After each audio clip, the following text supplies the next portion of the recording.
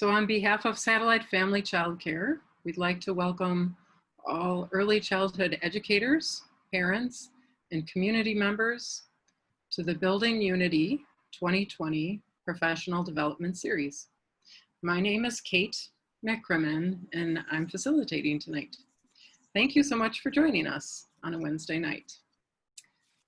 This work is brought to you by Satellite Family Childcare in partnership with Madison Public Library, along with our youth librarian liaison, Holly Stork-Post. We would also like to acknowledge additional support from the Center for Humanities. We're grateful for all the people and organizations that make it possible to bring you this presentation. Tonight, we're fortunate to have interpreters Barbara and Chucho Alvarado. And if they're on video, you can wave and say hello. Or turn your video on. We will begin this evening's session by offering a land acknowledgement.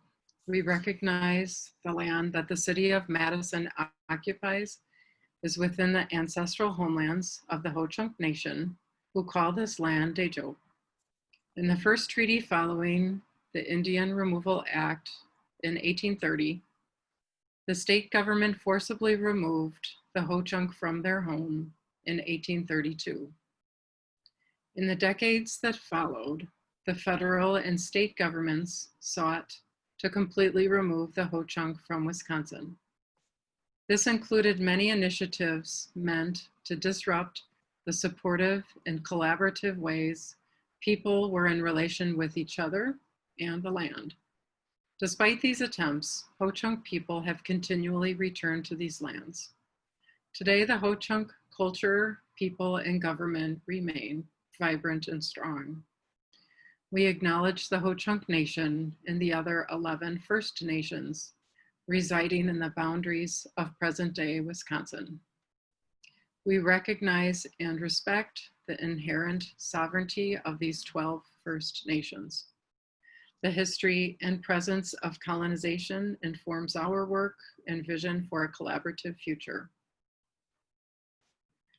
So I am beyond thrilled to have Charity and Martine presenting and facilitating one of my personal favorites, cooperatives, tonight.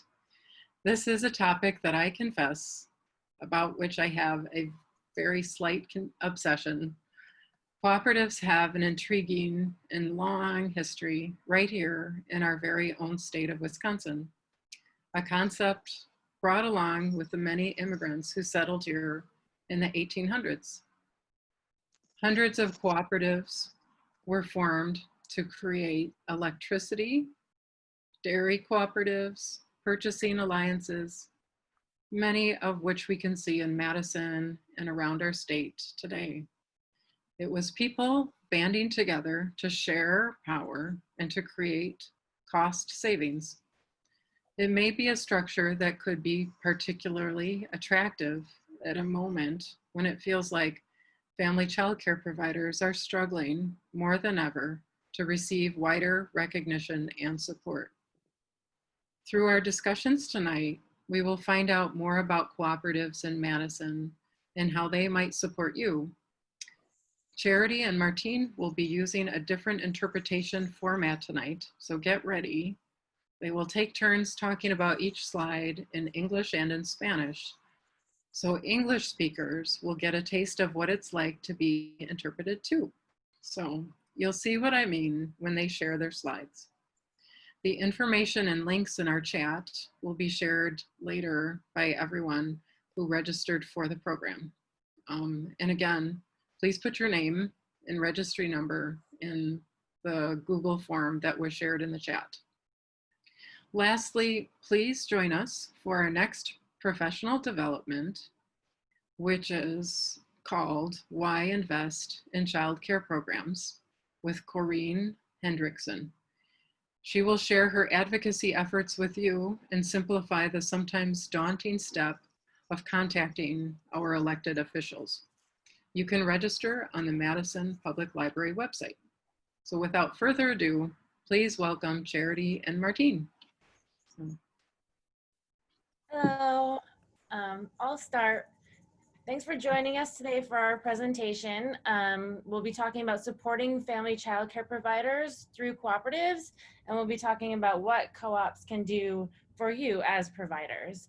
I work at the University of Wisconsin Center for Cooperatives, but I'm funded through a City of Madison initiative called the Madison Cooperative Development Coalition that supports the development of cooperatives. Martín?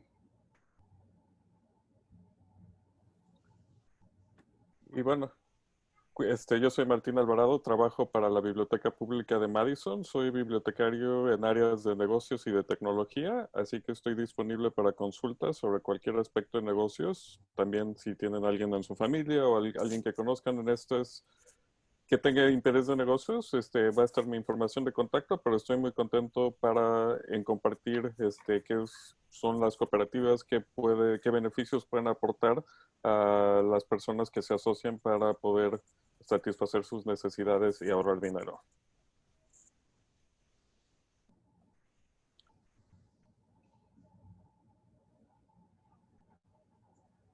Oh, so we're just asking if you can go just a little bit slower for our interpreters. Thank you so much.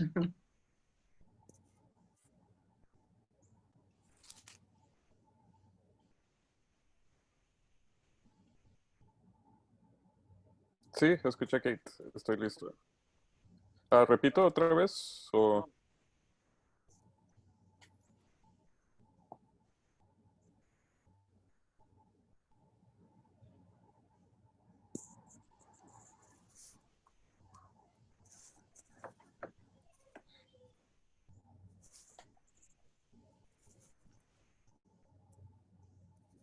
Should we move to the next slide?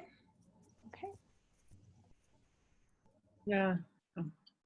Y para comenzar, antes de hacer la presentación, hay unas preguntas. Bueno, una pregunta que queremos que consideren. ¿Cuáles son los retos que ustedes tienen como proveedores de cuidado infantil?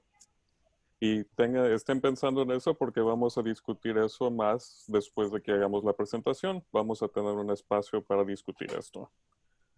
Siguiente.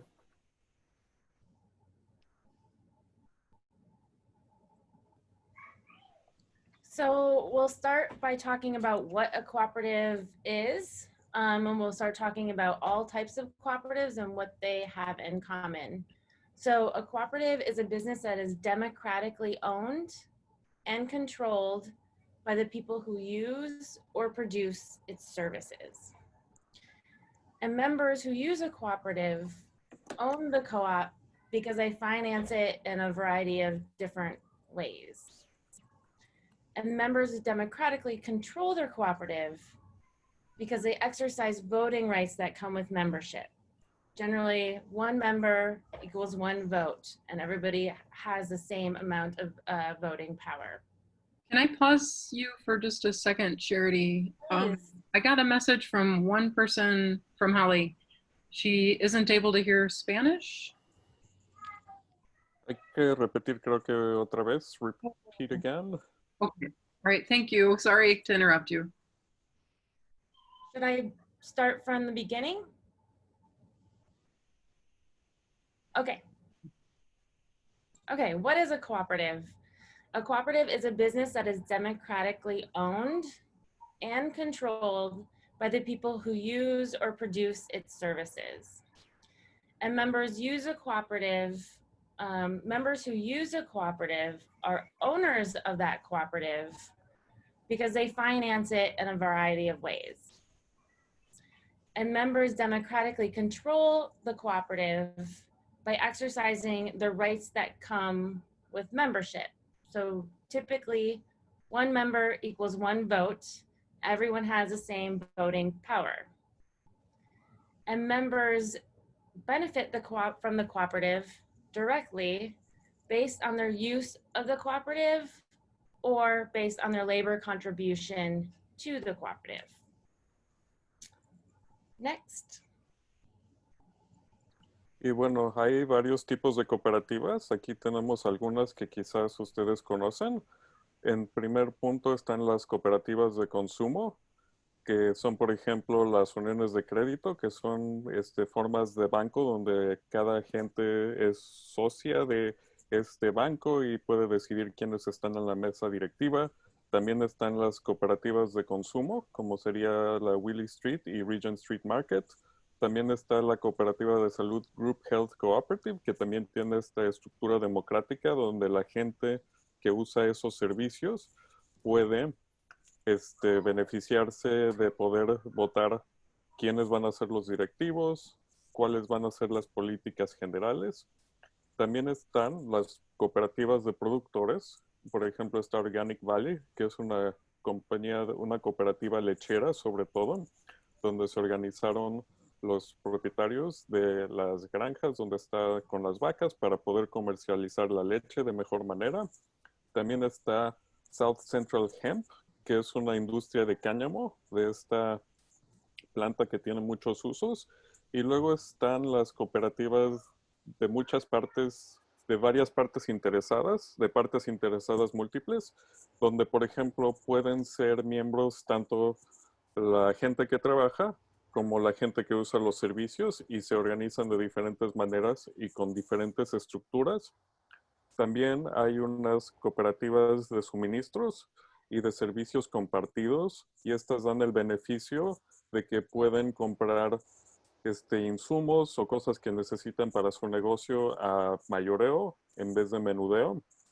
Y también las de servicio, donde pueden tener un poco de ayuda con la parte administrativa en vez de tener que hacer ese servicio en cada empresa, pueden tener alguien que les lleve esas funciones.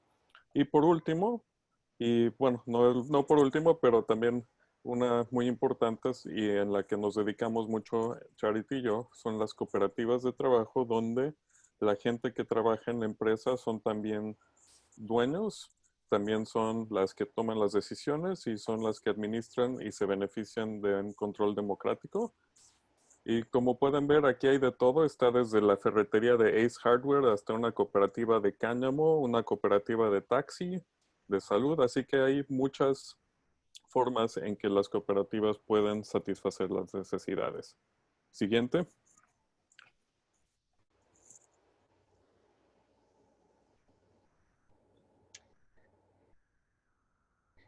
Actually, it would be great if the participants could mention, go back one, Amy. Yes. Forward one. Yes. If the participants could mention in the Google form if they are members of cooperatives or use cooperatives in our community, that would just be interesting to know. So thank you.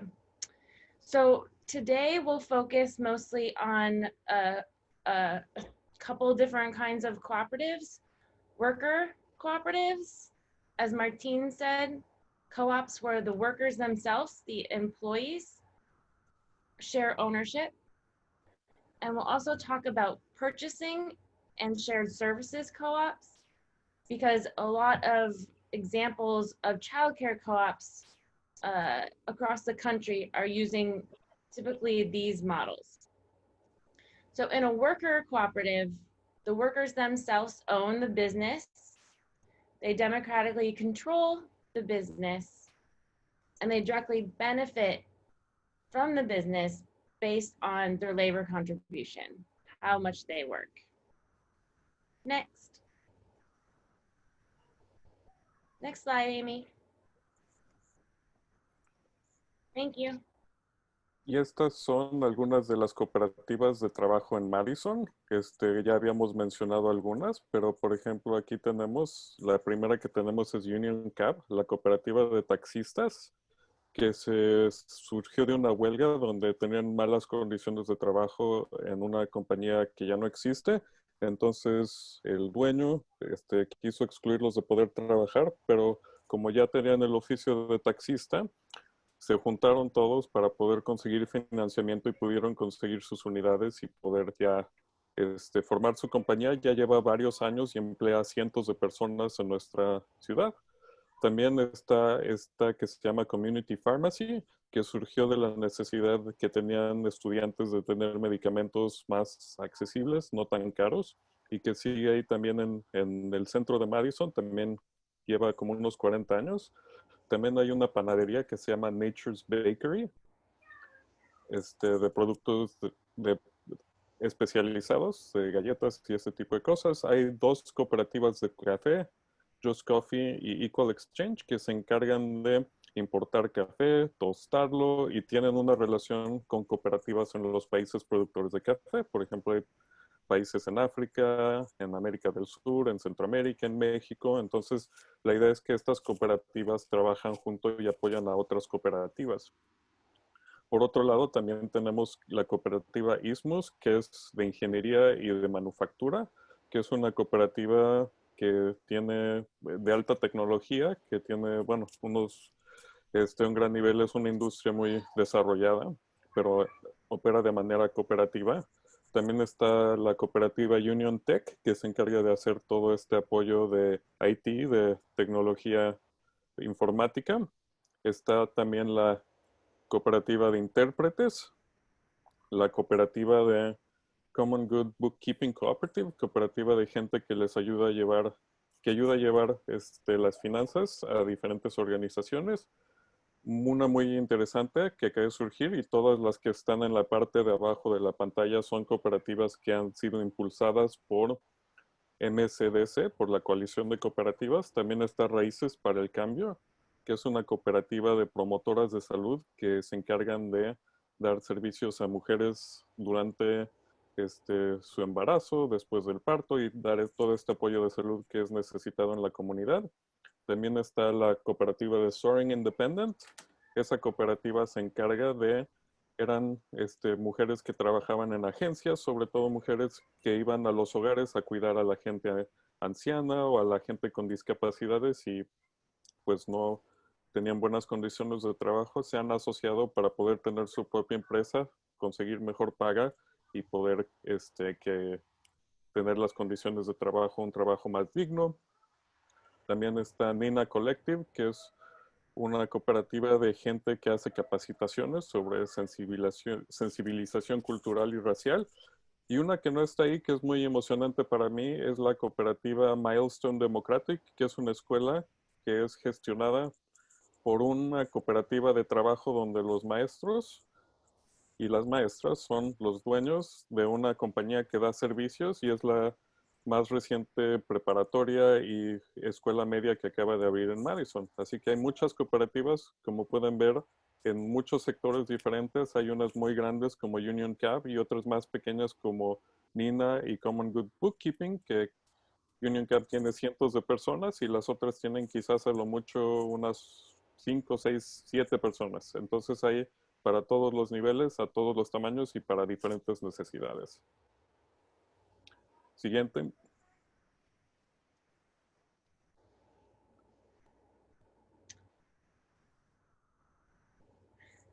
And you also saw on that slide, Martine described, you also saw MadWork or Madison Worker Cooperatives, which is a peer-to-peer network of worker owners, and they're able to also support cooperatives as they develop and really provide that peer networking. So in a purchasing cooperative, the owners pool resources together to make purchases of supplies, and that gives them supplies at lower prices. In a shared services cooperative, the owners share administrative work or other business-related burdens, which lowers their cost and also reduces the time they have to spend on such tasks. And they often do this through a shared employee. And some co-ops, as you'll see with our examples today, combine both of these services for their members. Next.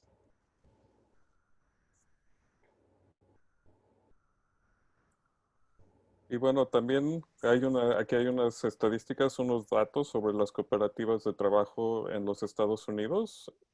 Y cuando digo sabemos, hay el Centro de Cooperativas de la Universidad de Wisconsin estudia las cooperativas para poder apoyarlas y entenderlas.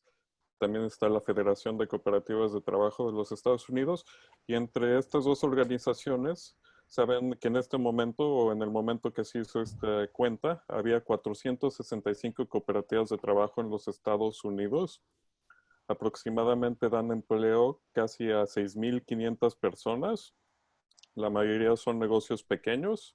Y las personas, los grupos que están impulsando, pues han crecido mucho este sector relativamente son las mujeres y la gente de color, la gente de, bueno, de diferentes nacionalidades y diferentes, este, ¿cómo se llama? Trayectorias que quizás no es lo que se piensa como lo que es la parte central de la sociedad, que no están tan incluidos, ¿verdad? Entonces, aquí podemos ver en esta foto, pueden reconocer a algunas personas porque estas son gente que vive en nuestra comunidad. Son las socias propietarias de Soaring Independent Cooperative, que es la cooperativa de cuidado en casa, cuando estaban haciendo un picnic con sus familias y con la gente que los apoya para celebrar que ya se habían incorporado como cooperativa de trabajo. Siguiente.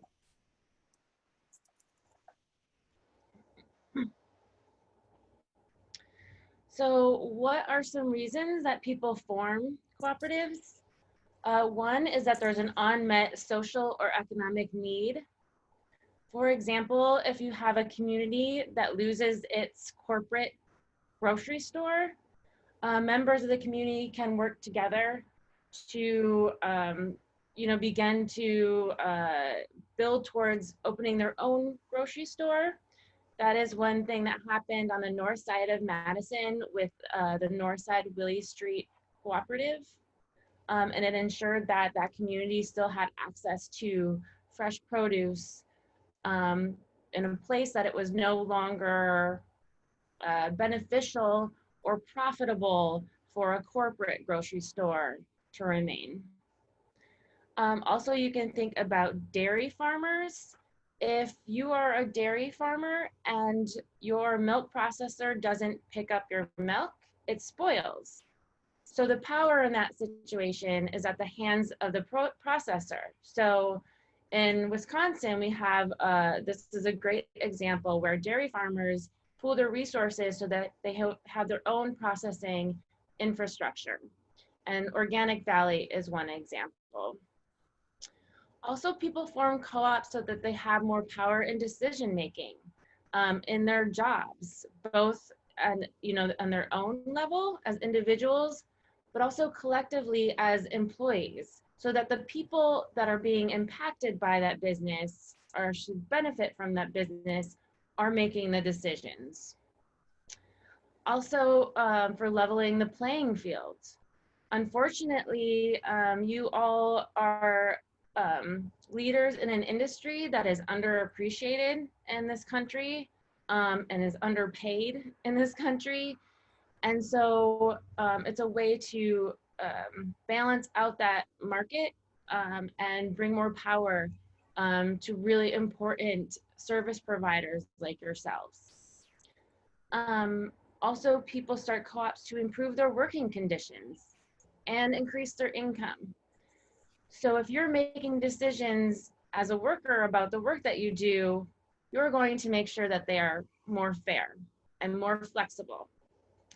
And also what we see in co-ops across the board and all types of co-ops is you have higher incomes or wages for the workers because you're not paying for outside investors or you're not paying for a lot of overhead.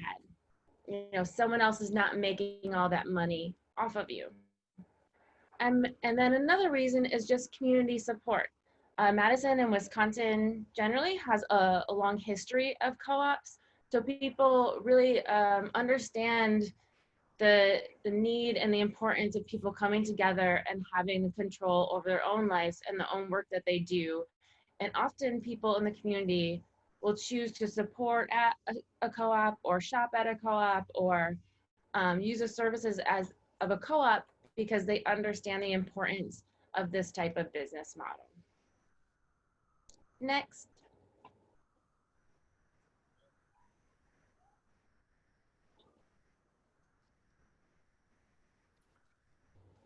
Y bueno, aquí vamos a ver, hay varios principios cooperativos y estos principios cooperativos son cosas que se establecieron ya llevan cientos de años en operación, pero son los principios que siguen guiando. Si una asociación o un negocio quiere ser una cooperativa, tiene que seguir estas 7 ideas, ¿verdad? La adhesión es voluntaria y abierta, que si alguien quiere participar, pueden decidir participar todos los que sean, no se discrimina, pero tampoco se obliga a participar en una cooperativa, la gente está ahí voluntariamente. Hay gestión democrática, lo que significa que las decisiones se toman a partir del voto, que quizás sea un voto directo, o a veces se eligen a representantes para tomar las decisiones. La participación económica, el principio 3, significa que la gente se beneficia y tiene una actividad económica, un ingreso por participar en la cooperativa.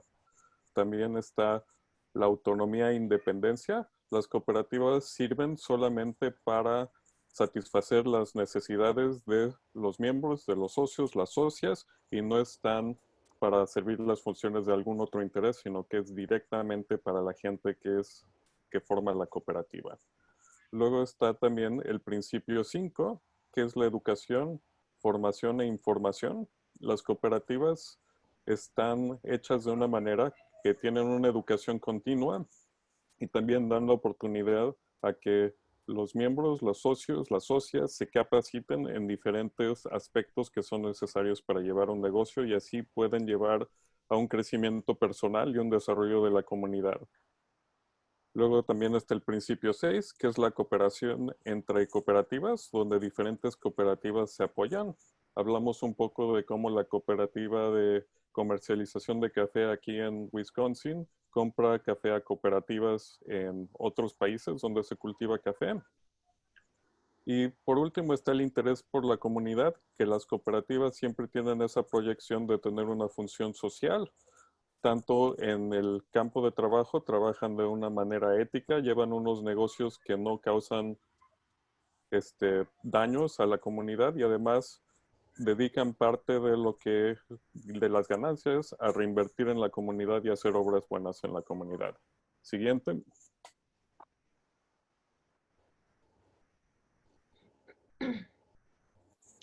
Now we'll talk about some real world examples.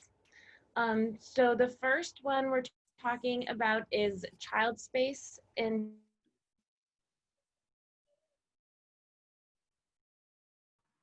Oh, I think Charity is frozen a little bit. Charity, you might, if you can hear me, you might have to turn off your video. And if she's not able to unfreeze, we might ask Martine to talk about this slide. Sure. Yeah, So, thanks, Martine. Child space, and looks like we had a bit of a connection problem with Charity. I will continue now. Let me switch to the English channel. So yeah, it looks like we had a bit of a connection problem with Charity, but this is Martin, I'm now on the English channel. And these are different models of cooperatives that have to do with people who provide childcare. The first one is Child Space in Philadelphia, a worker-owned cooperative. So that was founded in 1988. So it's coming up on having just a little bit over 30 plus years of operation. It has 3 childcare centers throughout the city. And then it also has a central office that does a lot of the administrative functions for all those 3 centers. So that was part of when we were talking about how being in a co-op, even though you have 3 different sites, you have one central office so that each one of those sites doesn't have to have, like, maybe they do all the accounting at the central location. Maybe they help with some of the record keeping and other things in compliance. And what this has allowed was they have been able to create 57 living wage jobs, and they serve 210 families in Philadelphia, and they've been in operation for several years. So they Right. also, yes? Go a little bit slower for our interpretation. Oh, yes. And yeah, so they have created almost 60 jobs, and they serve 210 families. And they will bring special teachers, so maybe they are able to get a better rate to hire a musician. So if they hire a musician for 3 sites, maybe they get a discount than if all of them just hired that person, or the yoga instructor, or a farmer to teach about growing vegetables. It makes it a little bit more affordable by being able to get better rates for services or for specialty things like these instructors. Next.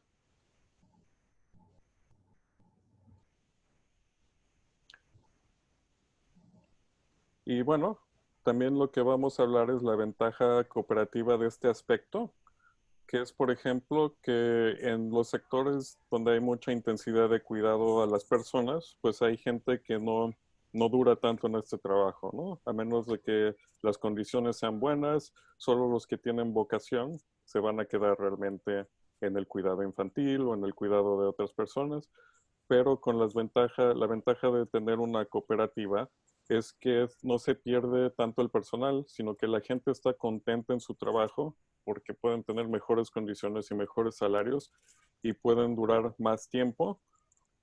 Podemos ver que esta empresa de cuidado de niños ya lleva casi 32 años y las trabajadoras ganan más que el promedio de la industria de esa rama. Siguiente.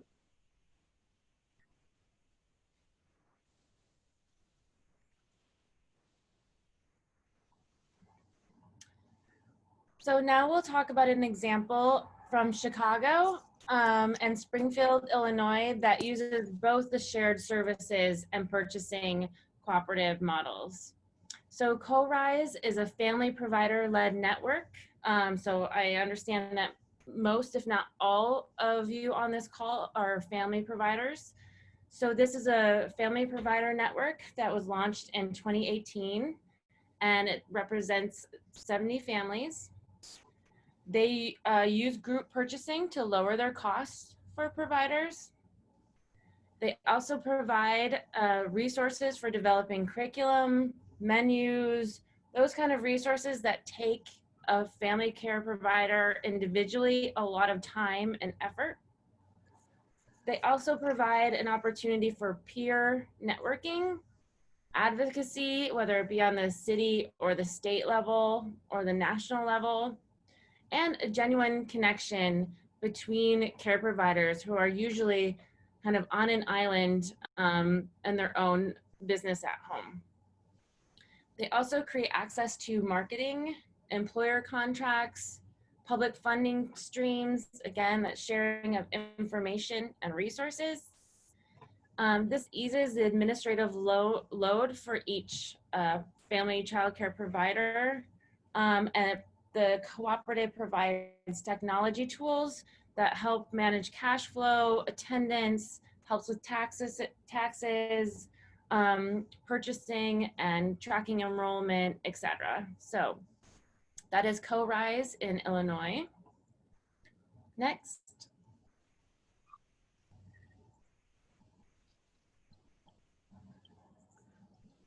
Y también está este grupo que se llama Family Childcare Coalition, que es la coalición de cuidadoras proveedoras de cuidado familiar, que es una cooperativa de trabajo sin fines de lucro. Hay algunas cooperativas de trabajo que tienen fines de lucro, otras que son negocios convencionales y otras que no tienen fines de lucro, que tienen acceso y tienen financiamiento de otras fuentes y bueno, tienen otras estructuras de impuestos y de otras cuestiones.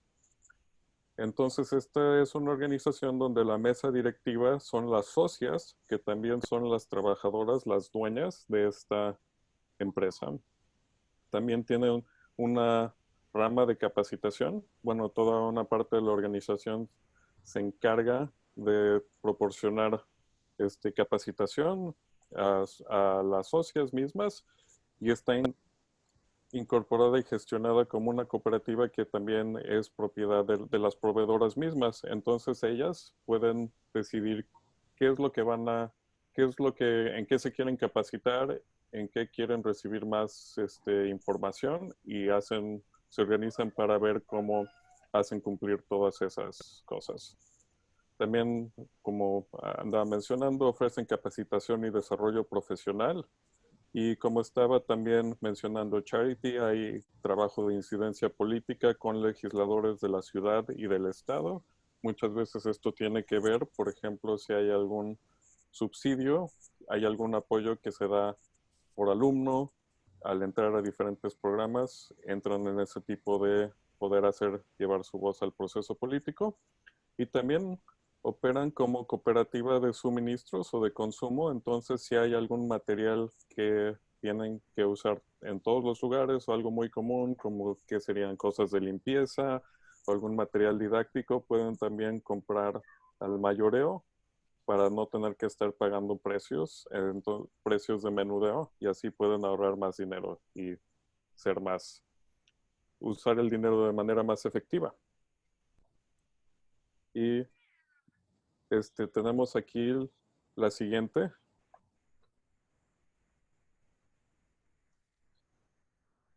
Y esta sigue en español, así que todavía sigo hablando yo. Vamos a escuchar este testimonio de Chanel Hunter, que va a contar, ella fue socia fundadora de Family Childcare Coalition. Es de una familia donde ya su abuela, su mamá han trabajado en esto del cuidado de los niños, y cuál es su interés y su pasión por trabajar para que las proveedoras tengan una voz y participen en lo que andábamos diciendo de las políticas públicas sobre educación temprana. Y corre el video.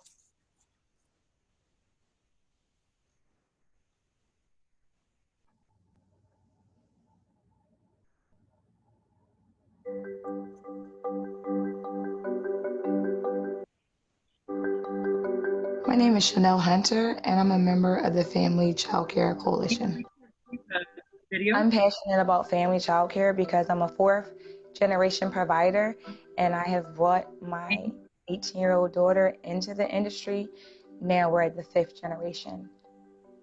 Many family childcare providers feel alone because they're in their home. And you can't see it. Can you open a separate?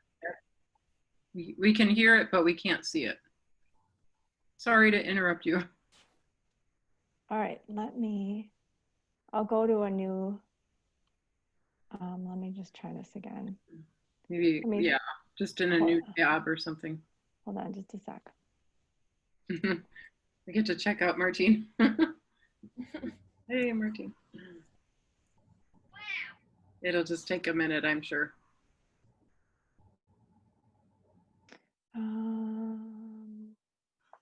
This is everyone's pause break to get a drink of water. Can you see it now? Yes. Yes, we got it. Thank you. My name is Chanel Hunter, and I'm a member of the Family Childcare Coalition.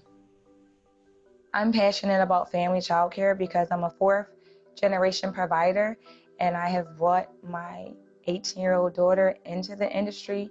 Now we're at the fifth generation. Many family childcare providers feel alone because they're in their home and they're on an island. They're in there being a teacher, the business owner, the cook, the janitor. And so a lot of times they don't have the opportunity to get out and be amongst the childcare community. To have a seat at the table means that we're no longer allowing decisions to be made for us. We're part of the decision-making process, and we're coming and saying, here are the issues that we want addressed. I would like providers to understand that they have the voice to make a difference. They do not have to stay on an island anymore. They are professionals, and they should demand to be treated as professionals. As a provider, I've been where providers are. I've been on that island. I've been alone. I've needed support and didn't know where to go to get the help.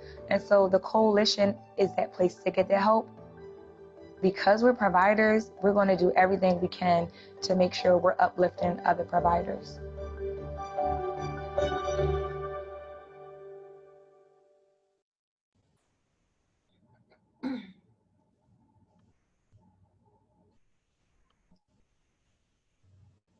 All right. Siguiente. Yep. Give me just a second here.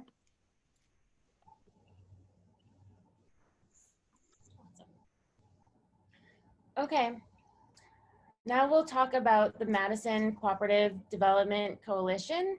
This is a City of Madison funded initiative to form worker cooperatives that address income inequality and racial disparities by creating sustainable living wage jobs. And we also, especially in an industry as critically important as yours, we also can support purchasing, shared services, the other types of co-ops that we've talked about today. So the key coalition members that we work with are cooperative developers like myself, the Office of Business Resources, so we work directly with the city, and we also work a lot with community-based organizations like the library, but also Centro Hispano, Northside Planning Council, other organizations that work directly with people in the community to serve their needs and support them. We have key program areas. The first is education, like events like this, making sure people. Charity, could you slow down a little bit for interpretation? Sure. So in our program areas, we do education. So events like this one, where we want to inform people about the cooperative model and how it could possibly support them and the work that they do. We provide technical assistance. So either I or someone in who works with your industry could actually help you step by step form a cooperative that suits your needs based on what you need out of a cooperative, whether that's, help network people together, help you with bylaws, to incorporate as a business cooperative. We help you in that step-to-step process. We also have access to loan funds and financing. So we have a Kiva match fund. Kiva is a crowdfunding financing source where you can raise a loan up to $15,000, and that's no fees and no interest loans. And you have quite a while to pay those back. So 3 years for a $15,000 loan, and we would help you raise that money. We also have a revolving loan fund through the Madison Development Corporation, which are larger loans of $50,000 if your cooperative needed a lot of startup capital. We work with both startup cooperative businesses, so helping you start from scratch, but we also work with what we call conversions. So these are existing businesses that want to convert to a cooperative. So you may know that across this country, a lot of small business owners are baby boomers and they are about to retire. So there's a lot of cooperative developers that are working to help employees buy those businesses from the current owners so they can retire. This helps us keep really important businesses like childcare providers in our neighborhoods, in our community. It also helps keep those jobs in our community, and it helps those workers build wealth as business owners. Okay, next. So at MCDC, Madison Cooperative Development Coalition, we can help you understand what it means to develop a co-op, how it looks, what the process could be. We connect you with other cooperatives. Martine talked earlier about a cooperative principle being co-ops supporting other co-ops. And so we could connect you with the co-ops that we talked about today or other childcare co-ops across the country to learn about how they built their co-op, what their bylaws look like, what decisions that they make as a collective. So we can make those connections with you. Again, we can help you secure financing through our lending partners and our Kiva Loan Fund. We can connect you to local and national organizations for training and other types of resources. For example, ICA Group is an organization that has helped start all of the co-ops that we've talked about today. So they're a great resource that works on a national level. We can help you find business development support through our network of preferred providers. For example, we work with particular lawyers, attorneys, who really know the co-op model well. We work with people who do marketing, who do accounting. We work obviously with the bookkeeping co-op that we helped start. So we can connect you to those co-op friendly resources. And we can also help cover the costs of those early business development assistance needs with grants up to $10,000. So grants that you don't have to pay back, and that they just help you, pay for an attorney, pay for an accountant early on, pay to get some marketing work done. So that's a big, we see that as a big resource because those early business development costs are often a barrier for people to start their own businesses, either individually or as a collective. Next.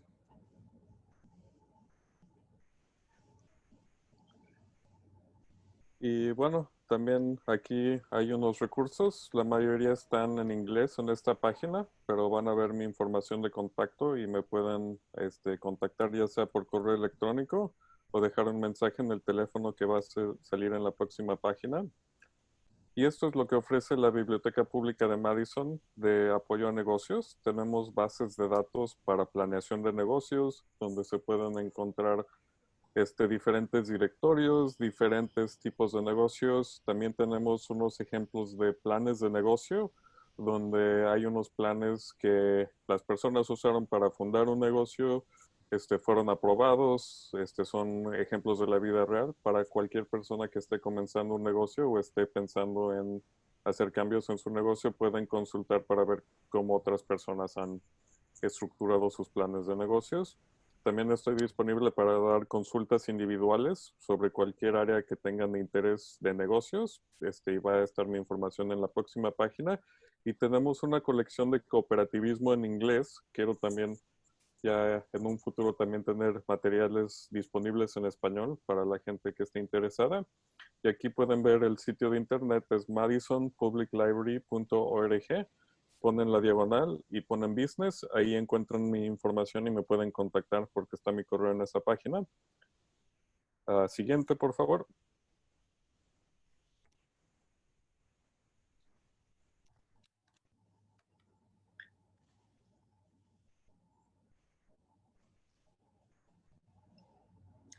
So this here is our contact information.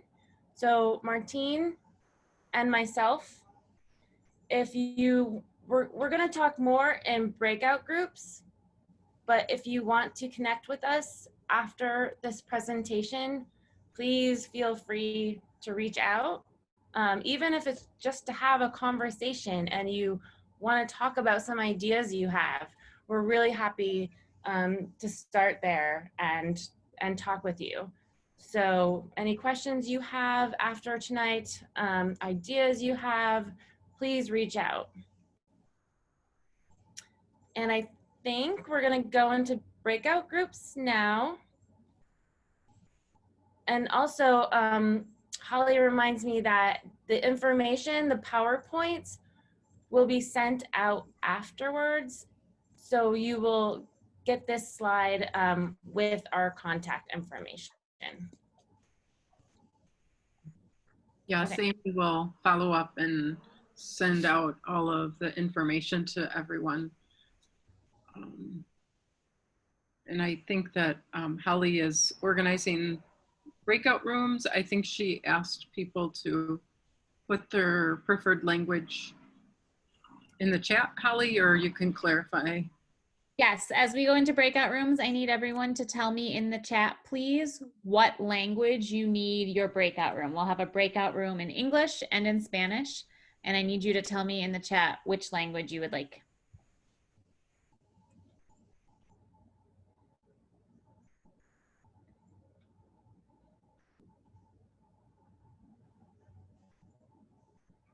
Yeah. Thank you so much for the first part of this presentation. It's so interesting and fun to listen and also see the many cooperatives that we have already had contact with. For example, I don't know if people remember pre-COVID back, I think it was February, when we had the Madison Cooperative bookkeepers come and talk with us. Cool. We met at Reach Dane and had a wonderful conversation and presentation with two of the bookkeepers there. And they have since done my taxes and they were awesome. And then we recently had a training, the staff at Satellite and also Reach Dane had a racial equity training from people at the Nina Collective. So that was really, I didn't realize that they were an actual collective, so that's really wonderful. It makes sense. Both of those are cooperatives that MCDC supported with grants and helped in their process. Oh, fantastic. Yeah. Yeah. I'm sure we'll be able to talk more in our small groups, but I'm excited to hear what thoughts people have and what ideas they have, and to talk a little bit more about the community organizations you've worked with, and to see what we can do. And Holly, how is it going with the small groups? All right, I am going to go ahead and open up the breakout rooms. So you will get a pop-up asking you to join the breakout room. You can go ahead and click join. You'll be sent there.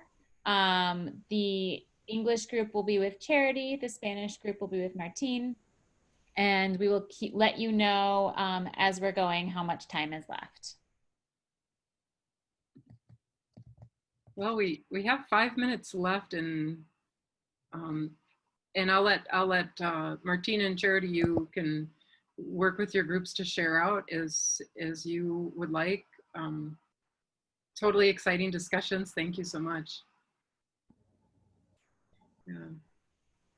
I don't know which group would like to go first, but please feel free to share or write in the chat. Yeah, go ahead, Martine, if you want to give a little summary, or I'm especially interested in next steps that we could all take.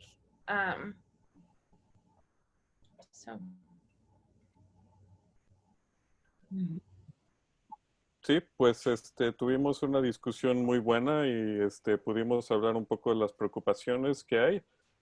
Hablamos que una de las primeras inquietudes era tratar de equilibrar el tiempo laboral con el tiempo familiar de las que dan cuidado de niños en su casa. Es muy difícil a veces tener esa distinción.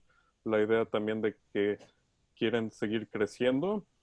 Y también hay un ambiente de mucho apoyo entre las personas que dan cuidado de niños, las prestadoras de servicios, las que ya llevan más tiempo comparten lo que han aprendido, también estas organizaciones reguladoras y organizaciones de apoyo. Hubo una cooperativa de hispanoparlantes en español que funcionó por un año, nos está contando una compañera, tenían un apoyo mutuo, pero quién sabe qué pasó y dejó de operar esa cooperativa. Había gente de cuidado de niños que quería hacer una cooperativa y hablaban español, así que hay que hablar o investigar más sobre este tema porque había mucho interés. Quizás fue porque no había asistencia técnica o ayuda.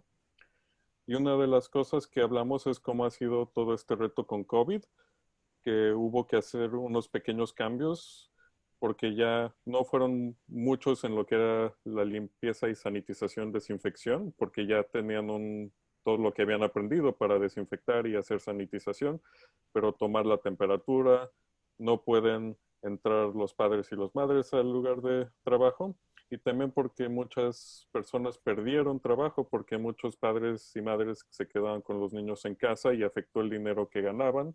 Pero una de las ventajas de estar asociadas con organizaciones es que tenían información si había algunos otros apoyos que pudieran ayudar con los ingresos. También había una experiencia de una proveedora que empezó su negocio en abril de este año, en medio de la pandemia, y tuvo que tomar la decisión entre su salud y los ingresos, y acabó, en vez de abrir el centro grande, pues nada más aceptó una sola bebé, porque ella también tenía sus propios niños pequeños, entonces tuvo que reducir. Sigue ejerciendo como prestadora de cuidado infantil, pero tuvo que disminuir mucho lo que estuvo haciendo. También uno de los retos que encuentran es que muchas veces no pueden obtener los subsidios del condado y del estado para niños, que no pueden aceptar a niños que llevan subsidio del condado y el estado. Entonces este es uno de los retos que ellas tienen, de no poder dar servicio a esa comunidad que tiene apoyo económico del estado. Y bueno, también hubo algunas cosas buenas que salieron de la pandemia, de más convivencia familiar.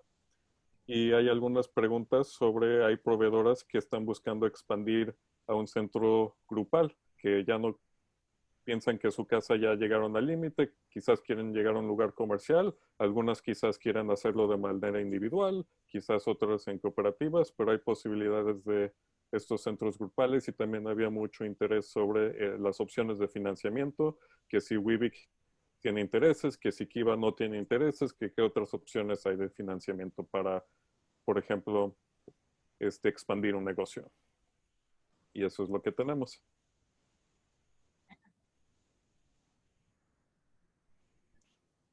That's great. We're really low on time, so I'll make it very quick. We talked about a lot of the same things, really figuring out what the needs are beyond the actual caretaking, like having substitute pool, the finances and bookkeeping that people just don't have the time and are, you know, frankly too exhausted for at the end of the day, and don't, you know, maybe don't want to work every weekend, all weekend. So a lot of it was the same. So we just talked about trying to find those holes that services, there's no services providing those kind of things, health insurance, substitute pools. And so really thinking about next step and how we can connect some dots to keep the conversation going. So again, it's 8 o'clock and I know you've all worked really long days already. So I think I would just love if we could keep the conversation going and maybe invite some speakers. One I have in mind is maybe the work that we're trying to do with Northside Planning Council around a local center. ICA Group, which is that national organization that helps start all 3 examples that we talked about today. Sorry, I'm talking fast, ain't I? Yeah. It's okay. Okay, but we'll be in touch if Kate can help coordinate, you know, we'll talk about what the next conversation might be, whether it leads to a co-op or whether it just helps fill in some gaps, like Dawn in our group said, like fill in those gaps that aren't being met. So really appreciate everyone's time and the great conversation.